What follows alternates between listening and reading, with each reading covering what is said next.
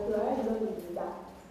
오늘 여러분들이 자리에 중에서 사회, 과학과 같은 암기 과목을 어떻게 공부할 수 있을지 그리고 보시면 좋을 것 같습니다. 네, 그러면 우리 박하율 인원님 서울대 가운 입고 이렇게 사진을 찍어주셨는데 무대위로 한번 모셔보도록 하겠습니다.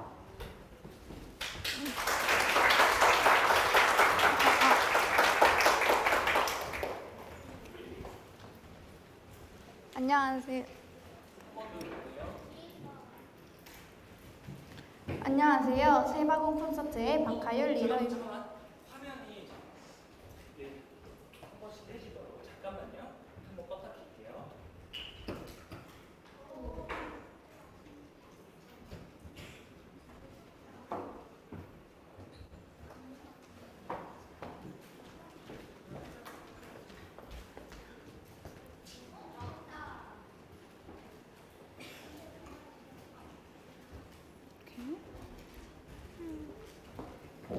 다시 큰 박수 한번 부탁드릴게요. 안녕하세요. 세바공 콘서트의 박하율 리더입니다. 여러분 혹시 이런 경험 있으신가요? 개념을 확실하게 잡고 시험을 봤는데 기대만큼 점수가 나오지 않은 경험이나 암기 과목이 어려워 스트레스가 쌓이다 못해 터져버린 경험이나 암기를 죽도록 했는데 머릿속이 뒤죽박죽이었던 경험. 네, 맞아요. 모두 다 제 경험들이죠. 암기 과목이 어려워서 몇 달 동안 스트레스로 제 자존감을 갉아먹을 때였습니다. 특히 전 사회과학 과목을 많이 어려워했었는데요. 어렵고 복잡한 단어들로 이해가 되지 않을 문장들이 교과서를 빼곡하게 채우고 있는 것을 보면 전 한숨부터 나왔습니다. 여러분들도 이런 답답한 경험 한 번쯤은 겪지 않으셨을까요? 네. 너무 힘들어요. 이런 스트레스로 고민에 휩싸이던 중 전 나만의 공부법을 찾는 S디자이너 코스를 시작하게 됩니다. 열심히 7주차의 코스를 진행하던 중 줌 1대1 멘토링에서 민수 멘토님께 제 고민을 털어놓게 되었습니다. 멘토님은 제 고민에 공감을 해주시며 사회과학 과목 노트를 작성해보시는 건 어떨까요? 라고 제안을 하셨습니다. 그날 이후 전 개념 팍팍 과목 노트 작성을 시작해 이 방법으로 사회과학에 자신감을 얻게 됩니다. 개념 팍팍 과목 노트, 이 공부법을 어떻게 하는 건가 궁금하지 않으신가요? 궁금해요. 지금부터 방법을 간단 명료하게 말씀드리겠습니다. 첫째, 사회과학증의 교과서나 자습서의 단원명과 학습 목표를 확인합니다. 노트 정리를 할 때에는 지금 자신이 무엇을 정리하려고 하는가 이것을 알아야 더 쉽게 정리할 수 있습니다. 교과서에 있는 학습 목표, 여러분들은 꼼꼼히 다 읽고 지나가시나요? 아니요. 대충 읽고. 보통의 친구들은 이것을 그냥 지나치고 공부를 하는데요. 전 노트 정리할 때 이 점을 유의하여 상단 부분에 대단원명과 학습 목표를 쓰며 노트 정리를 했습니다. 이렇게 하면 이해가 더 쉬워지기 마련이죠. 둘째, 중요 부분 쓰고, 읽고, 말하기 3박자 병행하기. 교과서에도 개념 용어나 문장은 굵은 글씨로 되어 있는 거 다들 아시죠? 그것은 이 용어가 다른 것에 비해 그만큼 중요하다는 것을 나타내죠. 우선 개념 팍팍 과목 노트에 핵심 단어와 뜻풀이를 간단히 쓴 다음 읽으며 말하는 것입니다. 계속적으로 머릿속은 이해라는 일을 병행하며 계속 끝까지 읽는 것입니다. 어느새 장기 기억까지 스르륵. 어때요? 어렵지 않죠? 네. 셋째, 그림이나 마인드맵으로 시각적 이해 돕기. 글만 빼곡하게 채워져 있는 교과서를 보시면 여러분들은 어떤 생각이 드시나요? 아마 연필을 바로 내려놓을 것입니다. 하지만 그림이나 만화가 있다면 다시 연필을 들고 조금이라도 집중을 하게 될 거예요.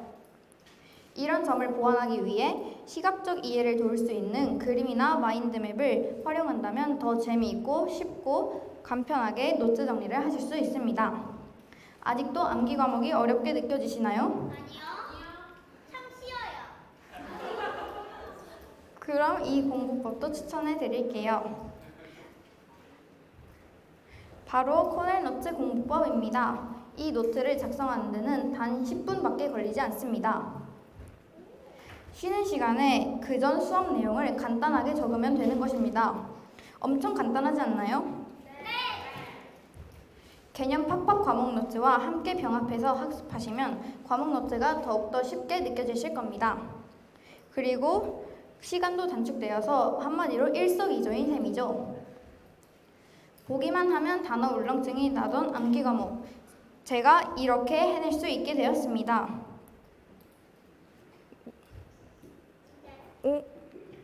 이제 이거 뒤로 넘기려면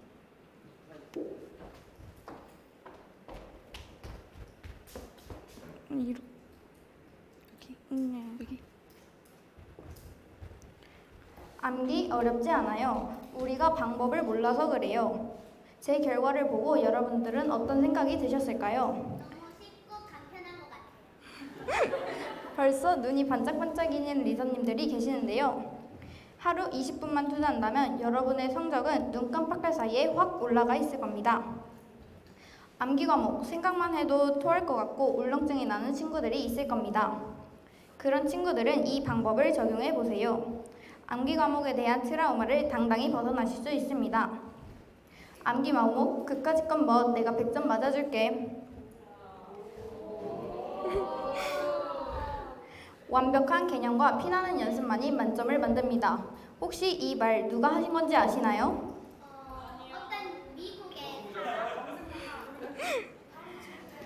바로 일타 강사 정순재 선생님의 말씀이죠. 제가 제안드리는 방법과 연습 시간만 있다면 만점 그까짓 것 여러분들도 당당하게 만들어 더 높은 곳에서 빛나고 있을 겁니다. 여러분들의 도전을 응원하겠습니다. 지금까지 세바공 콘서트의 박하율 리더였습니다.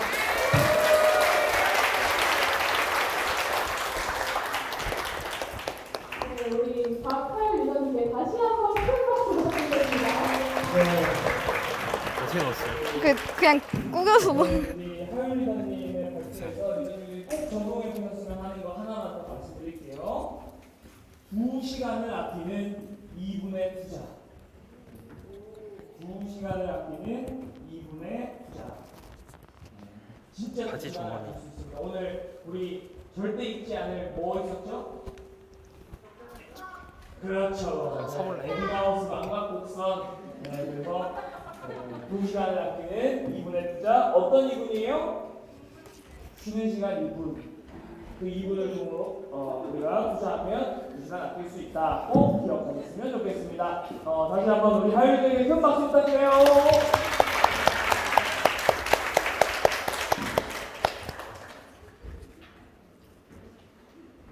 네, 이어서 또 수학 1파 강사 두 분의 본질 분석법에 대한 소개가 있을 예정입니다. 네, 여러분들이 지금 역사적인 순간에 와 있는데요. 지금 1파 강사들이 탄생하는 그 순간에 여러분들이 와 있습니다. 네. 그러면 본질 분법의 첫 번째를 열어줄 도형을 제대로 공부한다는 건 이런 겁니다. 우리 최예나 리더님, 행복하여 진행해 주시죠.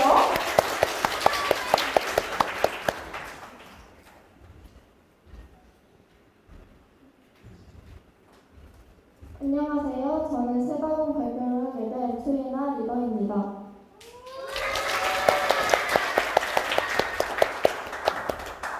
이등급 삼각형을 주제로 한 강의를 시작하기에 앞서 제가 이 강의를 준비하면서 느꼈던 수학 공부에 대해 같이 이야기를 나눠볼까 합니다.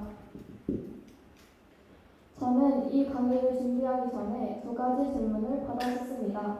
질문 중 하나는 이등변 삼각형의 정의가 무엇인지 물어보는 질문이었는데 저는 이등변 삼각형의 정의와 성질을 헷갈린 나머지 이등변 삼각형의 성질인 두 밑각의 크기가 같다고 대답했습니다.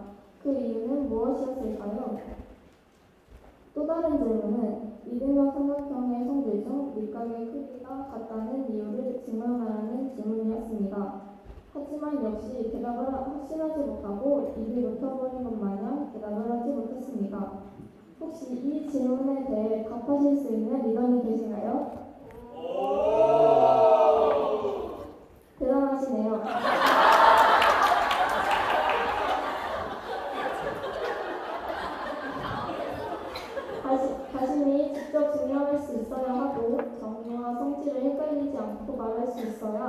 그것이 제대로 이해하고 안다고 이야기할 수 있는 것입니다. 그래서 제가 이 강의를 통해 이등변 삼각형의 성질을 증명해 보려 합니다.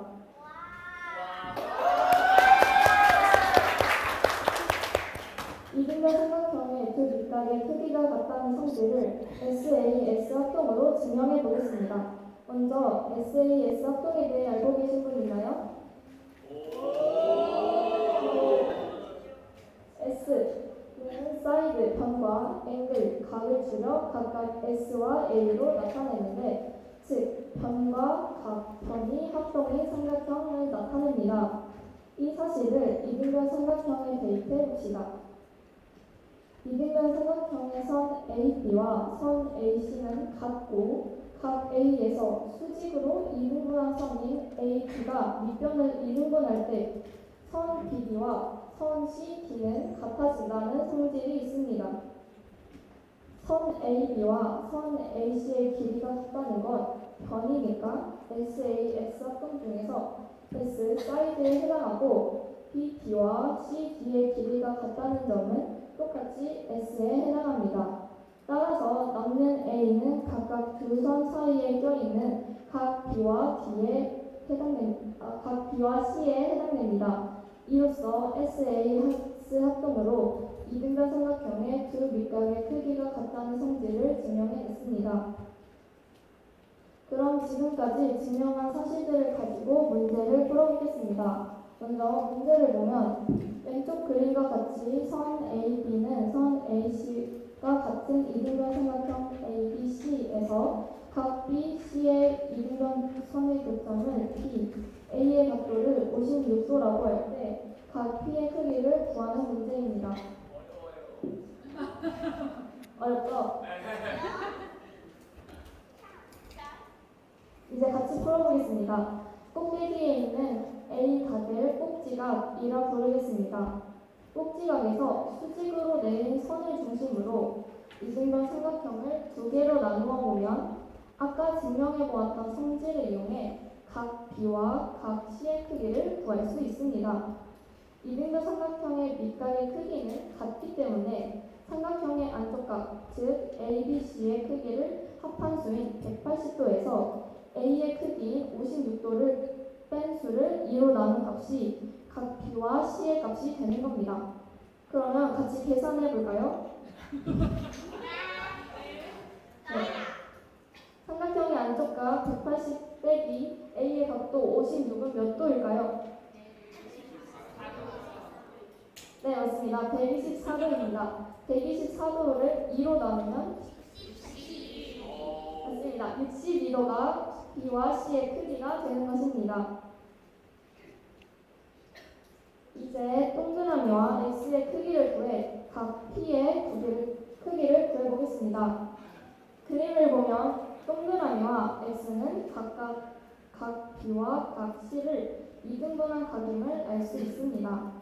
이 점을 활용해 각 B와 C의 크기를 2로 나눠 동그라미와 X의 크기를 구해보겠습니다. 각 B와 C의 값이 뭐라 했죠? 네, 62도입니다. 62도를 2로 나누면 31도가 되므로 따라서 동그라미와 X의 크기는 31도가 됩니다. 이제 각 P를 구하기 위해 삼각형 안쪽 각의 합인 180도에서 X와 동그라미를 더한 값인 62도를 빼야 합니다. 식을 세워보면 180-62는 각 P, 이므로 각 P의 값은 118도가 됩니다.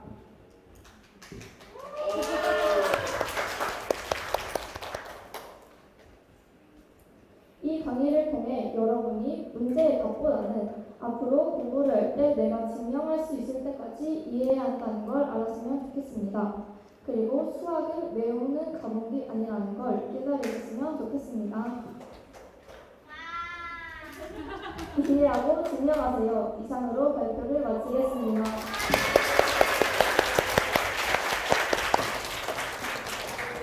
네, 예나님께 다시 한번 큰 박수 부탁드립니다. 저는 제 요약보다 더 좋은 요약이 있어서 그걸로 대체하겠습니다. 이해하고 증명하세요. 이해하고 증명하세요. 네, 우리 리더님들 정리한 김에 제가 정리가 잠깐 얘기하면 부모님들 방금 어떻게 강의 들으시면서 굉장히 이제 강의도 매우 좋았는데 한편으로는 오랜만에 보시니까 다들 쉽지 않으시죠? 네, 이 어려운 걸 우리 리더들이 매일같이 하고 있습니다. 네, 우리 오늘 열심히 이렇게 들고 또 준비하고 리더들에게 박수 한번 부탁드리겠습니다. 네, 그러면 진행해주세요.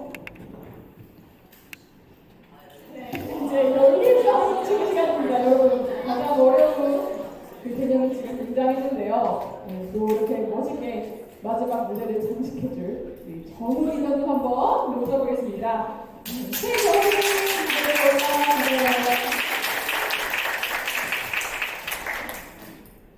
안녕하세요. 저는 여러분의 목을 매는 수학을 타파해줄 수학 1타 강사 최정후입니다. 여러분은 연립방정식에 대해서 들어보셨나요? 중학교 2학년 때 배우게 되는 개념인데요. 중학교, 나아가 고등학교 때까지 많은 학생들이 머리를 아프게 하는 수학 개념 중 한 가지입니다. 공부하고 나면 뭔가 아는 듯 하지만 정작 어려운 연립방정식의 문제가 나오면 틀리는 경우가 많습니다. 그래서 오늘은 연립방정식의 제대로 된 개념과 우리가 연립방정식에 대해서 꼭 알아야 하지만 흔히 놓치는 한 가지 본질에 대해서 이야기해보려고 합니다. 그래서 오늘은 연립방정식의 제대로 된 개념, 우선 연립방정식이라는 걸 이해하려면 방정식이라는 게 뭔지를 정확히 알아야겠죠? 방정식은 때에 따라 참이 되기도 하고 거짓이 되기도 하는 등식을 의미합니다. 조금 더 쉽게 설명해 드려볼게요. 여러분은 혹시 꼬치구이를 좋아하시나요? 저는 가끔씩 자기 전에 꼬치구이가 생각날 정도로 꼬치구이를 좋아하는데요. 그러면 어느 날 이런 깊은 질문이 생기는 날이 올 수도 있습니다. 나에게 1만 원의 용돈이 있다면 2천 원짜리 양꼬치를 몇 명의 친구들에게 사줄 수 있을까? 그리고 이 질문을 방정식으로 표현한다면 이렇게 표현할 수 있을 텐데요. 2천 원짜리 양꼬치를 n명의 친구에게 사준다. 그러면 내가 사줄 수 있는 친구의 수 n은 얼마일까? 와 같이 이런 방정식으로 표현을 할 수 있을 것입니다. 우선 연립방정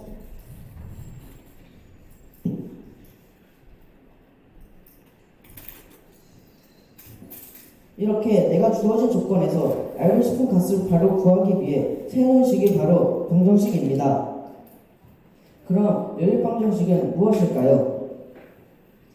연립이라는 말은 연립주택 사진처럼 뭔가가 나란히 서 있다는 뜻인데요. 쉽게 말해 연립방정식은 방정식이 이렇게 2개 이상 나란히 서 있다는 뜻입니다. 그리고 쉽게 말해 연립방정식은 구하고 싶은 값이 2개 이상일 때 사용하는 방정식이라 할 수 있는데요. 한 가지 예시를 들어 설명드려보겠습니다.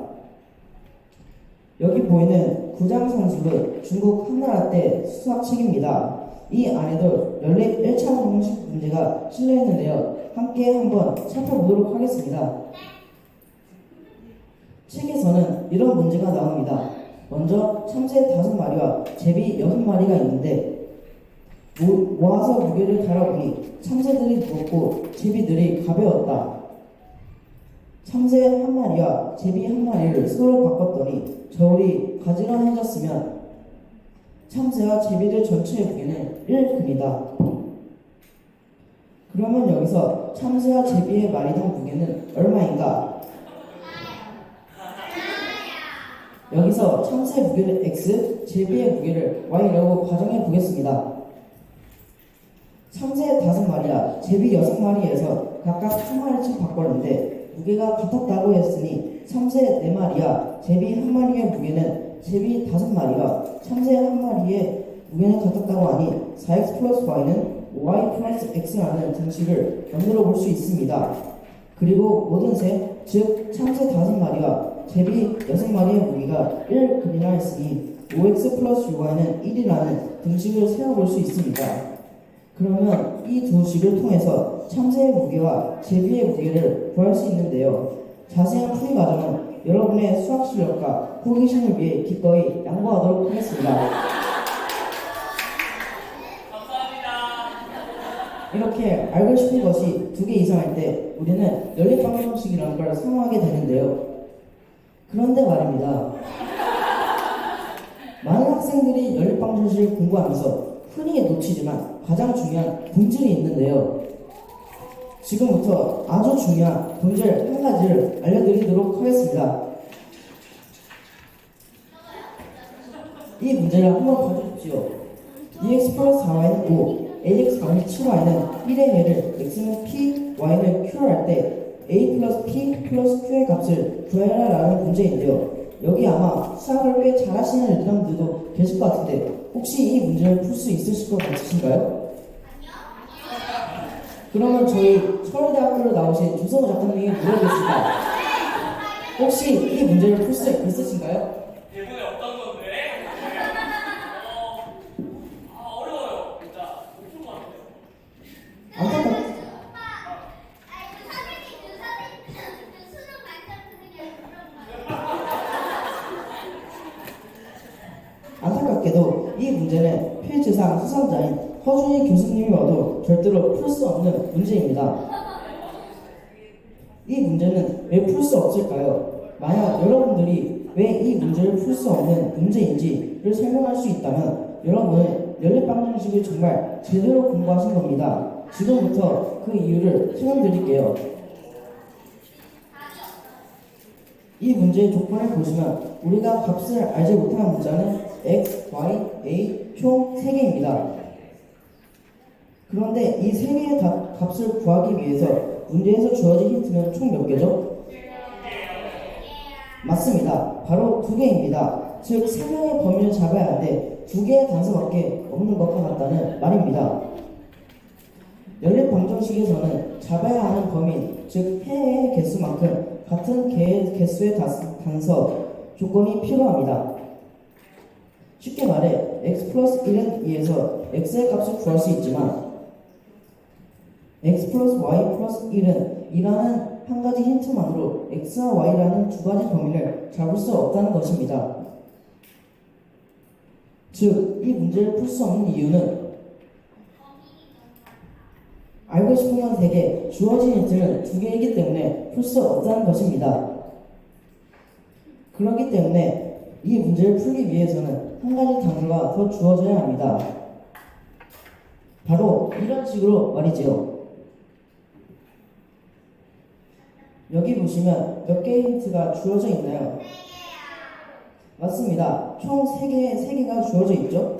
쉽게 말해서 이제 비로소 3명의 범위를 잡을 3개의 힌트가 온전히 주어졌다고 할 수 있습니다. 그러면 이제부터 온전히 범인의 개수만큼 힌트가 주어졌으니 문제를 풀어보도록 하겠습니다.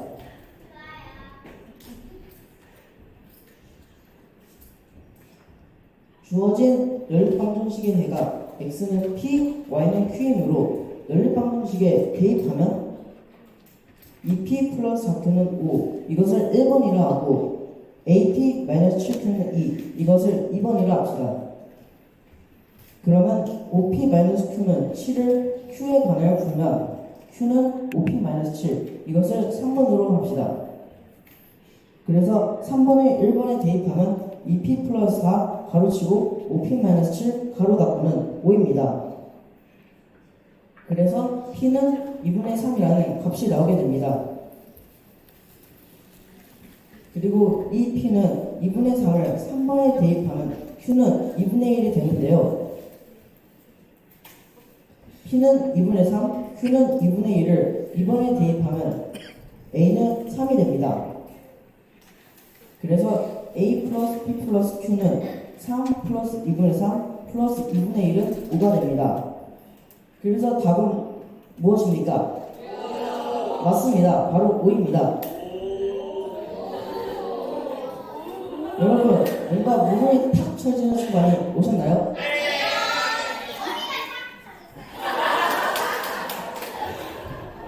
그렇다면 여러분, 연립방정식에서 가장 중요한 본질을 깨달으신 겁니다.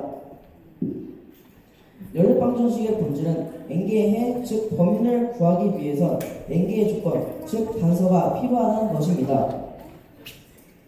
그렇다면 문제에서 내가 구하고 싶은 값이 두 가지라면 반드시 문제 안에 두 가지 조건이 구하져 있다는 걸, 그렇다면 문제에서 내가 구하고 싶은 값이 세 가지라면 반드시 문제 안에 세 가지 조건이 주어져 있다는 걸 꼭 기억하시길 바랍니다. 그러면 여러분의 연립방정식은 훨씬 더 탄탄한 방정식이 될 겁니다. 그럼 이상으로 제 발표를 끝내겠습니다. 이상 최병수이었습니다. 감사합니다.